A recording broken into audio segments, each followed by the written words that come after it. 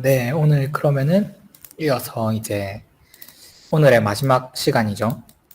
세 번째 강의를 한번 시작해 보도록 하겠습니다.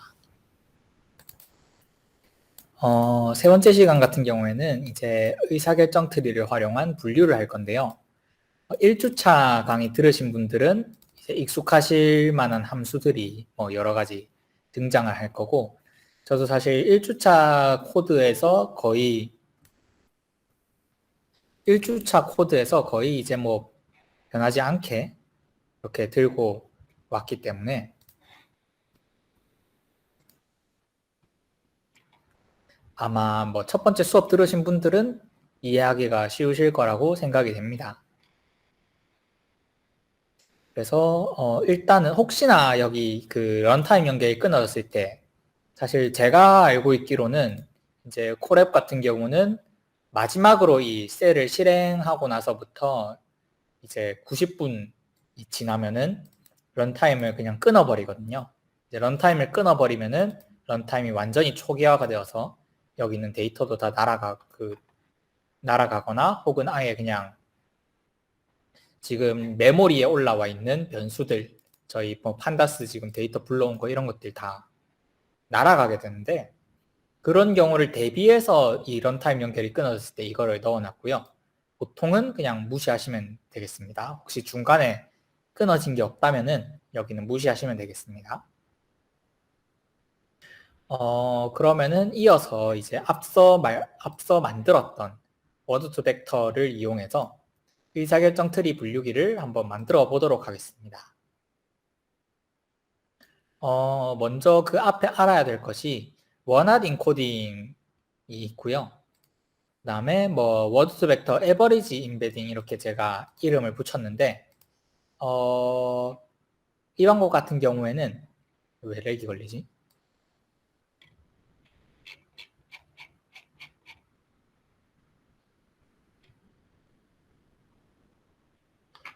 네, 이 방법 같은 경우에는 예를 들자면은 이런 것입니다.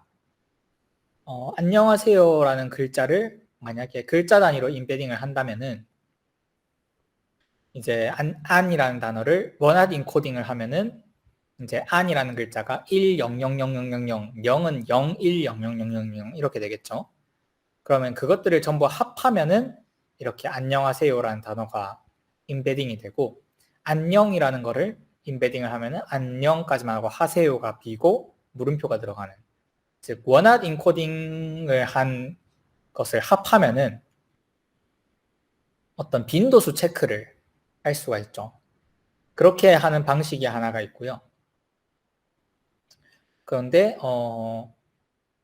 워드 투 벡터 방식은 조금 다릅니다. 워드 투 벡터는 먼저 워드는 인베딩이 되어 있고, 이제 이것을 가지고 문장을 인베딩을 해야 되는데요. 여기서 문장이라는 것은 한 문장, 두 문장 이야기하는 것이 아니라, 이제 저희가 처음 환경 뉴스 데이터에서 한번 보셨죠? 여기 이 하나의 텍스트에 대해서 이것을 어떻게 이제 숫자로 바꾸느냐 할 때, 워드 투 벡터 에버리지는 각각의 그 문장 안에 들어있는 단어들의 인베딩을 평균을 낼 겁니다. 그런데 그 평균이라는 것이 이제 각 차원별로 따로따로 평균을 매길 겁니다.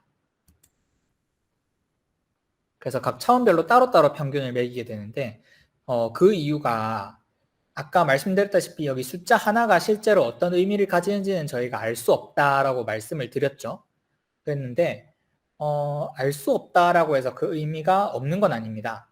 그래서 만약 예를 들어서 저희가 지금 강의를 듣고 있는 여러분들과 저희가 이제 저희를 인베딩을 한다라고 했을 때, 예를 들어 제가 있으면 제 이름이 있을 거고, 숫자로 나타내야겠죠. 제 키가 있을 거고, 나이가 있을 거고, 몸무게가 있을 겁니다.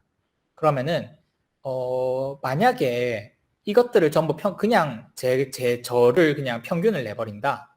그러면은 저의 몸무게랑 키랑 나이를 더해서 평균을 낸다? 이러면 이건 아무 의미가 없는 그냥 아무 쓰레기 값이 나오게 되겠죠.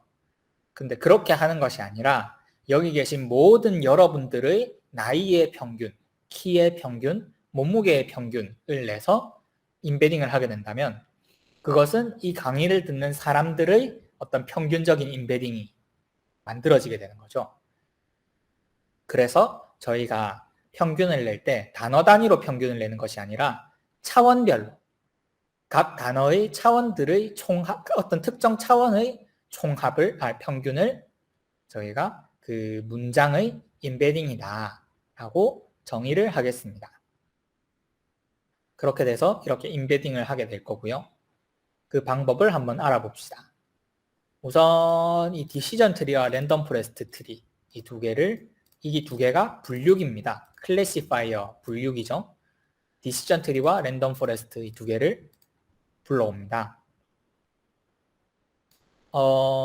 모델에서 지금은 프리모델 엠브 아까 말씀드렸던 추가 학습을 진행한 모델이죠. 이런 모델을 들고 와가지고 엠브 데이터 토큰 안에 있는 모든 토큰들에 대해서 그 안에 들어있는 각각의 워드를 물론 이제 워드가 그 모델 안에 있어야겠죠. 모델의 보캐블러리 안에 있어야겠죠. 분석 가능한 워드여야겠죠. 그 워드들에 대해서 벡터를 저장을 합니다. vex라는 여기 리스트에다가 저장을 합니다. 그렇게 해서 np.min 하게 되면은 이 vex라는 단어에 대해서 평균을 낼 수 있는데 여기서 저희가 exceed는 0이라는 것을 지정하게 됐습니다.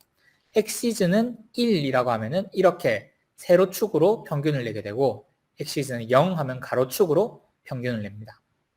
그래서 가로축 평균을 낸 결과를 트레인 에버리지 벡터라는 것으로 만들게 되고요. 실행을 해보면은 이제 시간이 이렇게 벡터 만드는데 시간이 좀 걸리지만 5072 곱하기 200이 만들어집니다. 200이 무엇이냐? 이 프리트레인드 모델, 사전학습 모델을 만드실 때 제가 아닌 그 박유병님께서 이것을 200이라고 선언을 하셨기 때문에 200차원짜리 5072개의 그 텍스트에 대한 200차원짜리 임베딩이 완성이 된 겁니다. 그리고 두 번째는 테스트 셋인데요. 테스트 셋 똑같습니다. 여기 있는 데이터 로드는 여기 있는 데이터 로드에 있는 이거를 그대로 들고 온 것이고 뭐 이런 식으로 다 똑같이 트레인 셋과 똑같이 전처리를 해주겠습니다. 그럼 이쪽도 시간이 조금 걸리겠죠. 이렇게 처리를 해주면은 결과적으로 테스트 에버리지 벡터, 아까 트레인 에버리지 벡터 똑같이 테스트 에버리지 벡터가 등장을 합니다. 그럼 그 결과를 가지고 한번 이제 의사결정 트리를 학습을 시켜 볼 텐데요. 아까 위에서 모델 디시전 트리와 랜덤 포레스트 클래시파이어 두 개를 불러왔었죠. 보통 디시전 트리가 제일 기본적인 분류기라고 볼 수 있고 랜덤 포레스트 같은 경우에는 트리가 여러 개가 모이면 포레스트가 되죠. 디시전 트리라고 하는 이 의사결정 모델을 여러 개를 만들어서 그것들 중에서 가장 좋은 것들을 이제 취사 선택을 해가지고 만들어내는 것이 랜덤 포레스트라서 일반적으로 디시전 트리보다 랜덤 포레스트가 좀 더 좋은 그런 결과를 보여주는 일이 많습니다. 그런데 일단은 의사결정 트리 가지고 한번 처음에 해보도록 하죠. 여기 있는 코드는 이제 좀 더 자세히 좀 구체적으로 알고 싶다 하면은 여기 한성진 연구원에서 만드셨던 여기 의사결정 모델 랜덤 포레스트 기반으로 분류하기 여기 이 유튜브 강의라던가 아니면 여기 그 코드 여기 코드 있으니까요. 여기서 보시면은 잘 나오는 것을 보실 수 있을 겁니다. 저는 거기 코드에서 대부분의 그 내용들을 유사하게 만들어 놨고요. 환경을 유사하게 만들어 놨고 nfold라고 하는데 이것 같은 경우에는 모델을 총 디시전 트리 모델을 총 5개를 만들어 가지고요.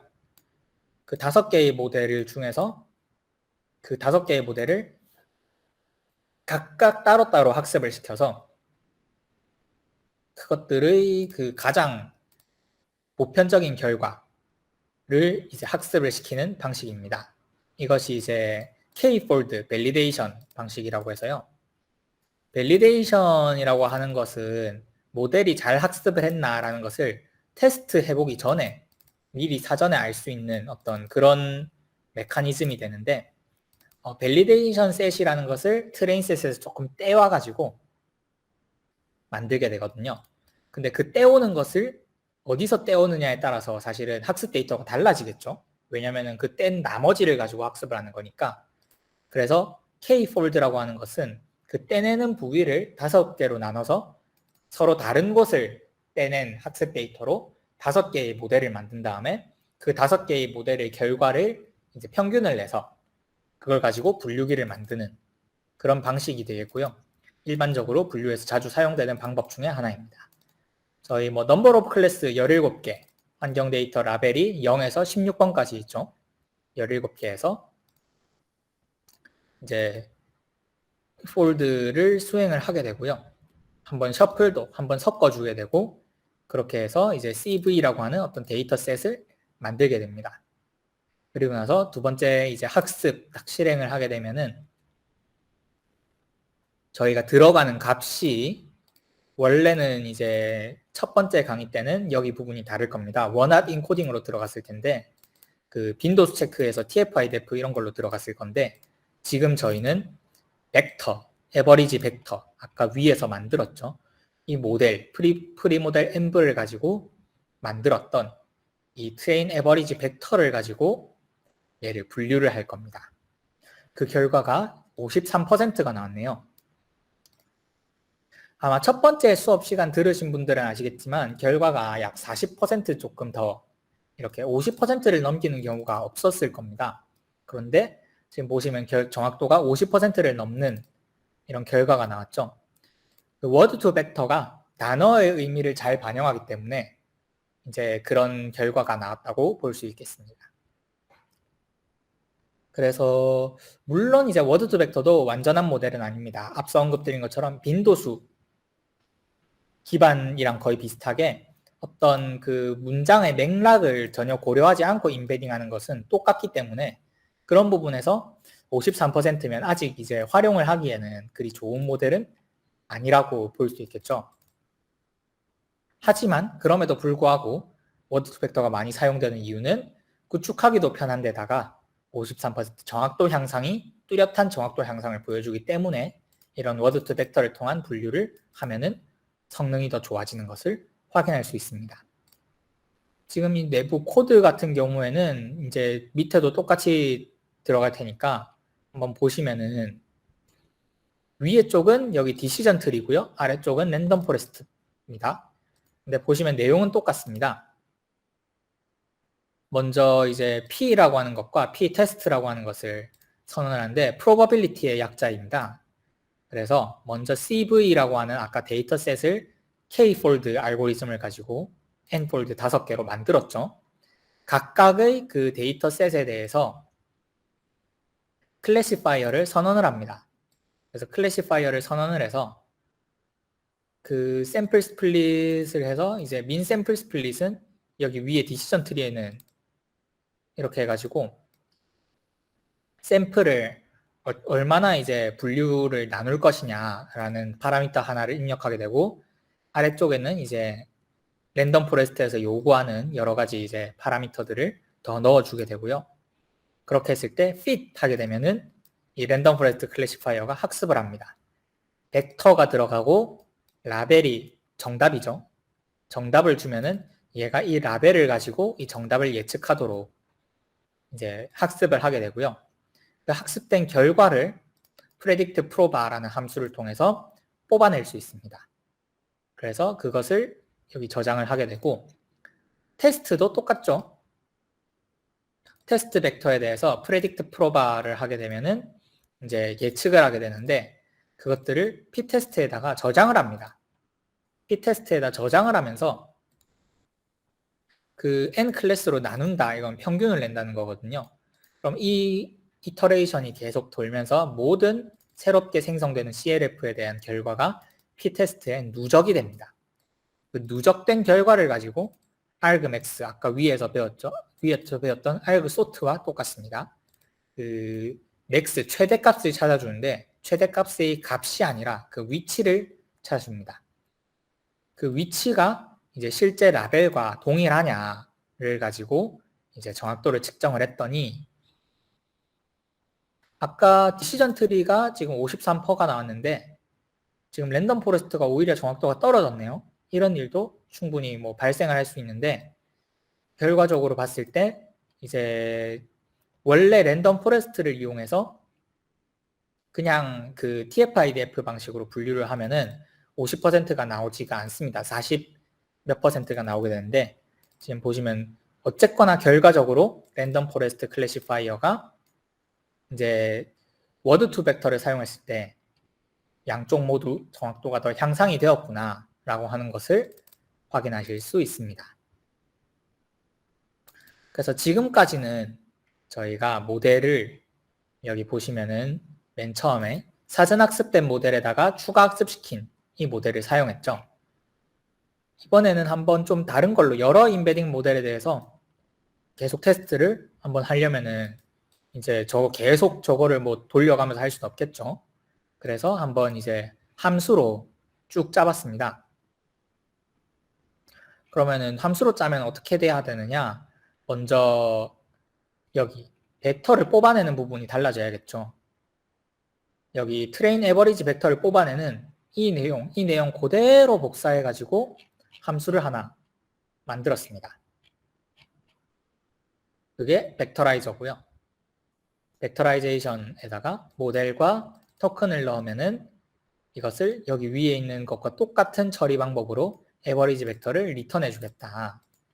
그 다음에 이 두 개는 위에 있는 랜덤 포레스트 이 부분과 디시전 트리 이 부분을 그대로 들고 와가지고 함수로 만들었습니다. 학습 데이터 셋, 테스트 데이터 셋 넣어주면은 우리가 결과를 출력해 주겠다. 학습을 시켜서. 그렇게 해서 두 개의 함수 이렇게 선언을 했고요. 이제부터는 이 함수들을 선언을 해주면은 모델에다가 이제 사전 학습된 모델 한번 이 함수 선언해주고 사전 학습 모델 그 자체만 가지고 한번 해보죠. 벡터라이제이션을 통해서 벡터로 만들게 되고 그 뒤에 랜덤 포레스트 트레인 앤 테스트를 수행하게 되면은 얘가 아까와 똑같은 방식으로 정확도를 학습을 시켜서 정확도를 측정해 줍니다. 오히려 정확도가 조금 떨어졌네요. 그리고 디시전 트리 같은 경우에는 한번 해보면 여기도 조금 정확도가 떨어져 가지고 아까와는 조금 다른 결과를 보실 수 있습니다. 그리고 저희 또 만들었던 그냥 순수하게 저희 데이터로 만들었던 스킵그램 모델 기억나시죠? 이거는 저희가 순수하게 뭐 사전 학습된 모델 이런 걸 안 쓰고 저희 환경 데이터만 가지고 학습을 했었습니다. 그리고 분류해야 되는 목표도 환경 데이터죠. 그러면은 이 스킵그램 모델이 어떤 결과를 만들어내느냐? 53%.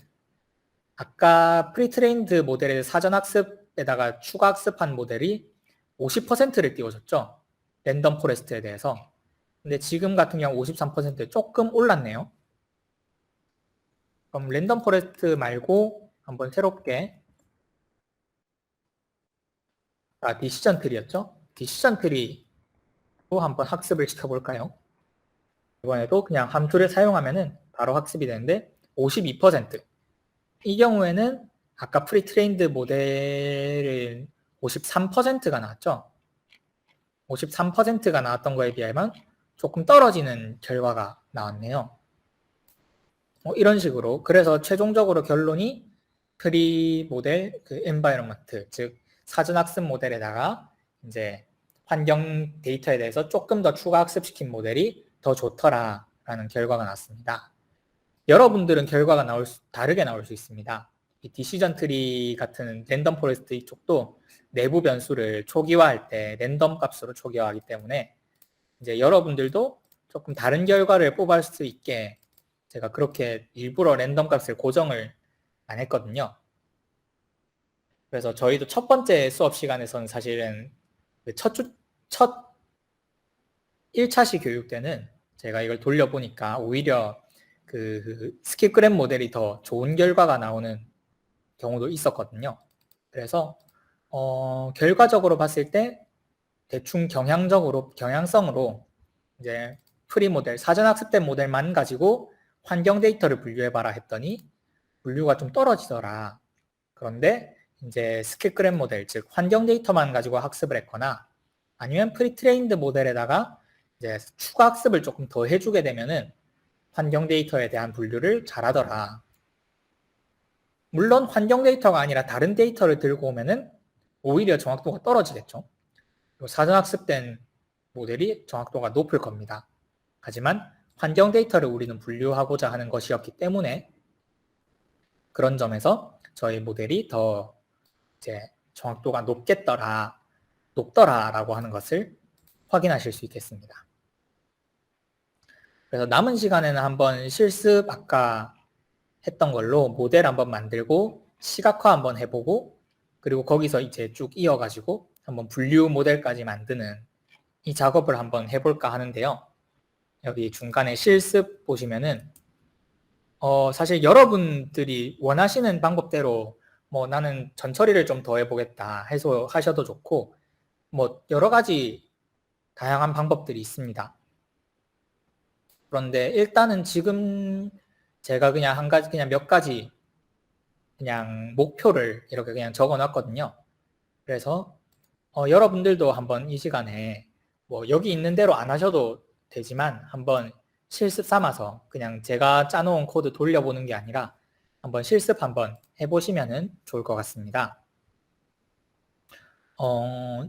지금 저는 여기 있는 내용대로 한번 새롭게 만들어 보도록 하겠습니다. 우선 진짜 환경 데이터가 뭐였죠? 여기 TF-IDF 환경단원 찾기에 가보면은 이제 라벨 0번부터 15번까지는 여기 라벨 인포에 보시면은 환경과 관련된 데이터들이 들어 있습니다. 근데 16번은 저희가 환경 데이터라고 뽑기는 뽑았지만 실제로 눈으로 확인을 해보니까 환경 데이터가 아니었던 데이터들이 이제 들어 있었죠. 그래서 진짜 환경 데이터라는 의미로 이 trueenv 데이터라고 하는 것을 선언을 했었습니다. 그래서 한번 실습에서 6월 모델 여기다가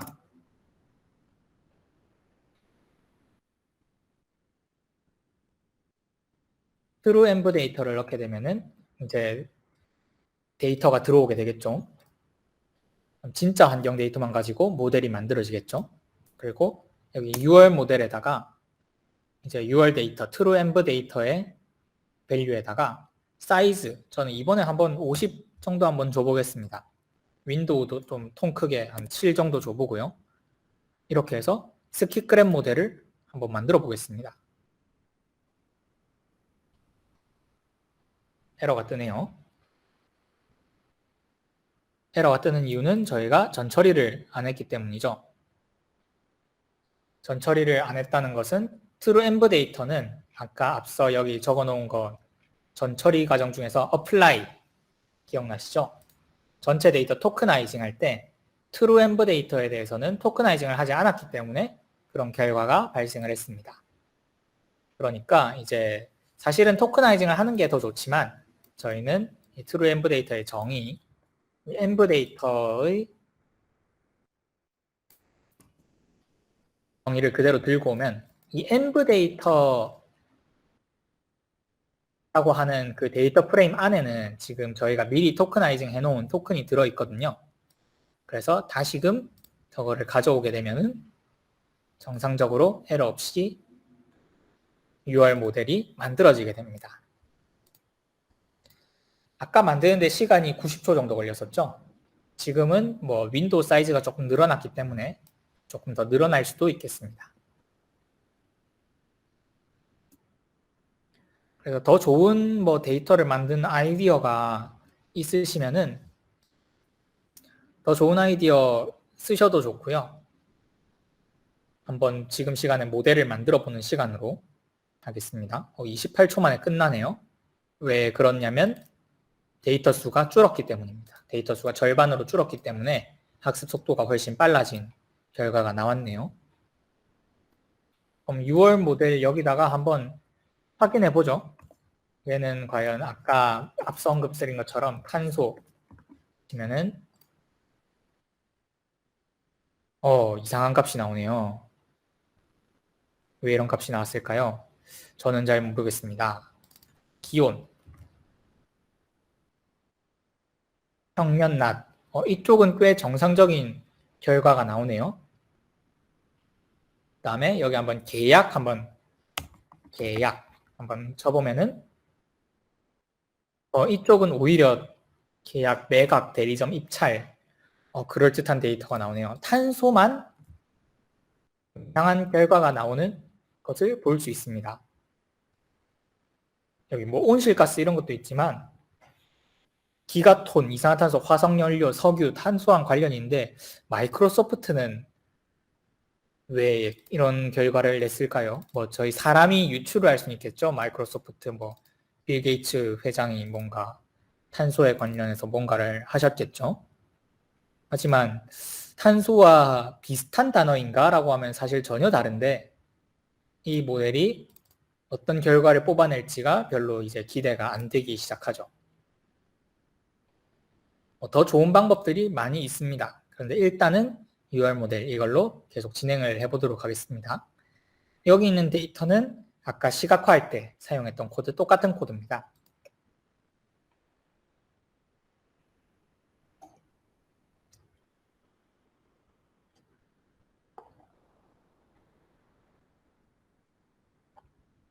실행해보면 이렇게 시각화가 쭉 만들어지죠.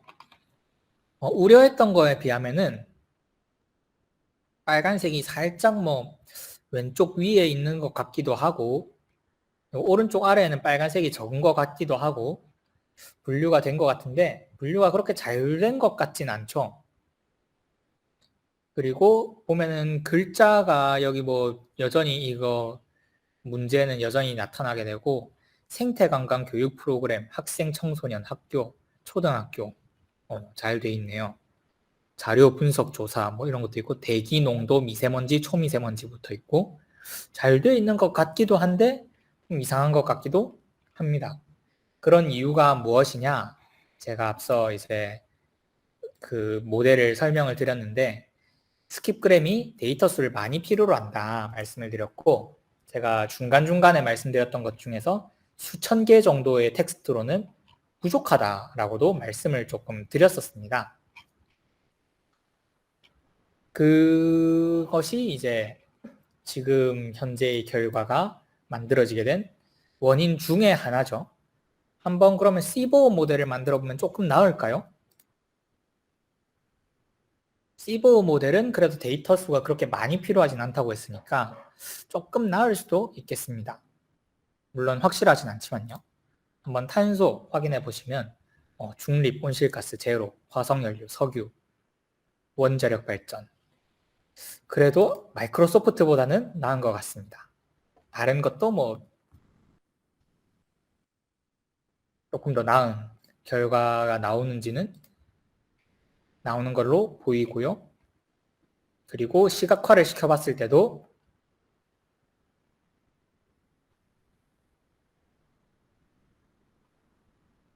빨간색과 파란색이 좀 분리가 되어 있는 지금 빨간색이 가운데 모여 있고 파란색이 좀 외곽으로 퍼져 있죠. 근데 뭐 외곽으로 퍼져 있다고 해서 얘들이 거리가 먼 건 아니고 차원을 축소하다 보니까 어쩔 수 없이 이렇게 그냥 경향성 정도밖에 보여줄 수가 없다 보니까 뭉치는 것들을 더 뭉쳐버리고 퍼뜨리는 것을 더 퍼뜨리는 이런 결과가 나왔습니다. 여러분들은 결과가 다를 수도 있습니다. 오히려 스킵그램 모델이 더 좋을 수도 있죠. 하지만 보통 일반적으로 한 10번 돌려보면 10번 중에 한 적어도 7, 8번 이상은 시보어 모델이 더 잘 이렇게 인베딩을 해주는 것을 보실 수 있을 겁니다. 그래서 아까 5,000개 전체 데이터, 5,072개 전체 데이터로 인베딩을 했을 때는 시보어와 스킵그램이 별로 차이가 없었지만 지금처럼 2,000개 이하로 이제 데이터 수가 줄어든 지금 진짜 환경 데이터 2,500개 정도만 가지고 학습을 시켰더니 이제부터는 차이가 조금씩 나기 시작합니다. 그래서 뭐 여기도 보시면은 뭐 마을 인근 주변 뭐 이렇게 대응 대책 뭐 이런 단어들, 지하수, 라돈 검사 측정 뭐 이런 단어들 붙어 있는 것 보실 수 있을 겁니다.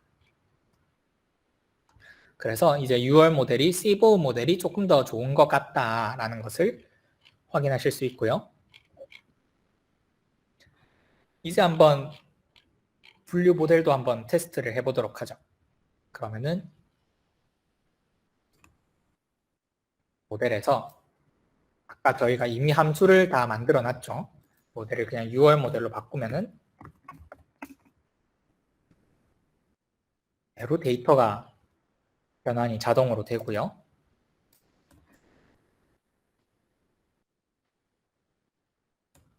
데이터를 이용해서 디시전 트리를 만들어 보면은 결과가 54%, 조금 더 좋게 나왔네요. 사실 저희가 스킵그램 모델이나 아니면 사전학습된 모델보다 지금 진짜 환경 데이터만 가지고 학습한 모델이 더 좋냐라고 하면은 사실 좋다고 하기에는 조금 애매한 구석도 있고, 사실 원래 모델이 더 좋은 거 아니냐라고도 볼 수 있는데, 적어도 디시전 트리 지금 테스트 결과는 조금 더 좋은 모델로 나오는 게 이제 보이실 겁니다. 그래서 물론 이 결과도 54%랑 여기 52%, 53% 이런 거는 뭐 큰 차이가 있는 것은 아니기 때문에 뭐 여러 번 돌려보면은 결과가 또 다를 수도 있습니다. 지금도 한 번 더 돌려보면 55%더 올랐네요. 또 한 번 더 돌려보면은 54% 이런 식으로 경향성을 보여주기 때문에 확실하다고 말씀드릴 수는 없지만 그래도 진짜 환경 데이터로 전 처리를 했더니 조금 더 좋은 것 같더라 라고는 그냥 생각해 볼 수 있겠죠. 지금 여기서도 랜덤 포레스트를 넣었더니 여전히 54%, 54.8 또 한 번 더 해보면은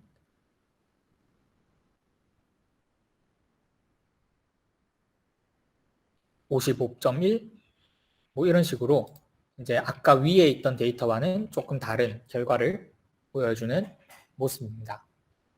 그래서 데이터셋이 똑같지만 모델을 여러 가지로 만들어 봤고요. 여러 가지로 모델을 만들어 봤는데 그 중에서 제일 잘 나온 거는 저희가 실습에서 해봤던 진짜 환경 데이터셋만 가지고 2,500개만 가지고 모델을 시보우 모델로 구축을 했을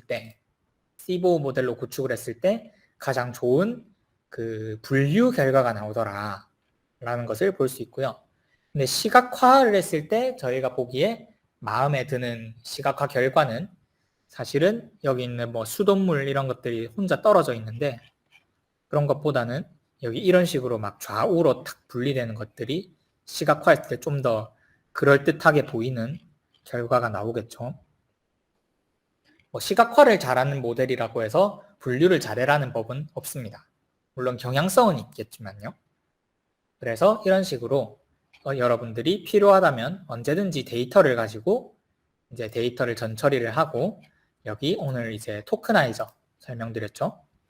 토크나이저를 이용해서 이제 한글 데이터를 토큰으로 만든 다음에 여기 이제 젠심에서 만들어 놓은 워드 투 벡터 모델을 이용해서 이 토큰들을 여기 있는 코드와 같이 전처리를 해주면은 한글 데이터에 대해서도 워드 투 벡터 모델을 만들 수 있다. 그리고 워드 투 벡터를 만드는 방법인 시보우와 그다음에 스킵그램 두 가지 모델이 있는데 일반적으로 스킵그램 모델이 더 오래 걸리고 데이터도 더 많이 있어야 성능이 잘 나오지만 결과적인 최종 성능은 이제 학습 데이터가 충분히 많다는 가정하에 스킵그램 모델이 성능이 조금 더 좋더라 라는 것을 볼 수 있고 저희가 테스트를 해보니까 2500개의 데이터가 들어간 순간 이제 스킵그램 모델보다 시보우 모델이 임베딩을 더 잘해준다는 어떤 실험 결과를 도출할 수 있었습니다.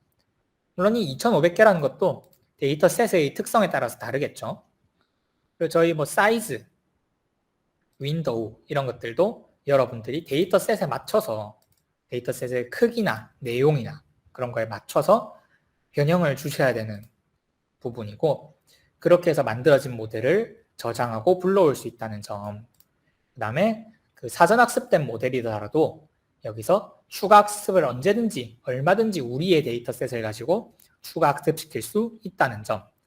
그리고 이제 이 워드 투 벡터를 가지고 뭘 하느냐라고 봤을 때 첫째로 그냥 글자 그대로 시각화를 시켜가지고 보여줄 수 있고, 이럴 때 TSN이라고 하는 어떤 차원 축소 알고리즘을 사용한다는 점. 그리고 마지막으로 어떤 분류를 하고 싶다. 사실은 저희가 분류가 저희 연구 그룹에서 주로 했던 그 일 중에 하나가 분류였기 때문에 분류를 했지만, 분류 외에도 다양한 어떤 자연어 처리 테스트를 수행할 수 있습니다. 그래서 어떤 그 중에서 한 가지 예시인 분류를 저희가 워드 투 벡터 에버리지라는 어떤 방법을 사용해서 평균을 내는 방법으로 문장 수준의 인베딩을 한 뒤에 그 문장 수준의 인베딩을 가지고 디시전 트리와 랜덤 포레스트를 가지고 한번 분류를 해봤었습니다. 그래서 그 분류를 했더니 이제 첫 번째 수업 시간에서 약 한 40%에서 45% 정도 정확도가 나오던 분류 정확도를 이제 최대 55%까지 올릴 수 있게 되었고요. 이런 식으로 워드 투 벡터, 그 말은 무엇이냐? TF-IDF 방법에 비하면은 워드 투 벡터가 좀 더 고급스럽고 좀 더 이제 단어의 의미를 잘 찾아내 줬기 때문에 평균을 냈을 때 문장의 인베딩이 더 잘 되었고, 그래서 똑같은 모델인데도 그 수치를 가지고 얘가 더 분류를 잘 해낸 결과를 볼 수 있다는 것을 알 수 있었습니다. 하지만 이 단어 인베딩의 특성상 첫째 단어 인베딩에 무엇을 의미하는지, 제가 처음에 그 중간에 예시로 드렸던 것 중에 뭐 저희의 뭐 키와 몸무게, 나이가 숫자로 표현될 수 있다라고 표현을 드렸는데, 이 워드 투 벡터 같은 단어 인베딩 모델들이 이 단어를 인베딩하긴 하지만 이 단어 인베딩의 의미가 뭔지는 알 수가 없다는 점. 그게 첫 번째 단점이고요. 저희가 워드 투 벡터를 에버리지를 해서 문장 수준의 인베딩을 했는데, 그럴 경우에 이번에도 나는 집에 갔다, 너는 학교에 갔다, 나는 학교에, 너는 집에 갔다, 이 두 단어가 워드 투 벡터로 치면은 여기서 밑으로 쭉 이렇게 숫자가 달리겠지만 평균을 내면은 똑같습니다. 이 두 문장이. 그래서 이런 부분에 있어서 여전히 문맥을 고려하지 못하는구나 라는 것까지 확인을 하실 수 있습니다. 그래서 문맥을 고려하는 방법은 이제 딥러닝 쪽으로 LSTM 뭐 이런 쪽으로 더 나아가야 문맥을 고려하는 인베딩을 할 수 있게 되고요. 그 내용은 다음 시간에 자연어 처리에 대해서 좀 더 이야기를 해보면서 알아보도록 하겠습니다. 사실 첫 번째 테스트 했을 때 여러 가지 좀 첫 차시 수업 때 좀 여러 가지 또 제가 예상했던 것과는 좀 다른 결과들이 나오는데, 사실 그런 게 또 랜덤 값이 들어있는 이런 데이터 분석 같은 걸 할 때 재밌는 부분이기도 하거든요. 왜 그런 결과가 나왔을까? 그리고 보통 원인이 다 있긴 있습니다. 그래서 그런 것들 확인해 보셔도 좋고, 오늘 이제 그 다음에 워드 투 벡터에 대해서 좀 더 알고 싶으시다 이러면은 저희 그 강의 보조 자료 맨 뒤에 보면은 이제 참고 자료라고 있거든요. 워드 투 벡터 논문이 있는데 이거 영어로 되어 있으니까 뭐 영어 잘하시는 분들은 이거 원문을 읽어보셔도 좋겠고요. 그 다음에 그렇지 않은 분들은 이 모델 자체가 워낙에 유명하기 때문에 이 워드 투 벡터 논문에 대한 리뷰도 많은 블로그 같은 데서 올라와 있습니다. 그거 찾아보시면은 워드 투 벡터에서, 저는 거기서 그림 하나만 들고 와가지고 이렇게 설명을 드렸지만 더 자세한 설명 있는 것들을 찾으실 수 있을 거고요. 그 다음에 아까 잠깐 보여드렸던 여기 워드 투 벡터, 이 구글 독스에서 나온 이제 일종의 책인데 이거를 보시면은 더 이해가 잘 되실 수 있을 것 같습니다.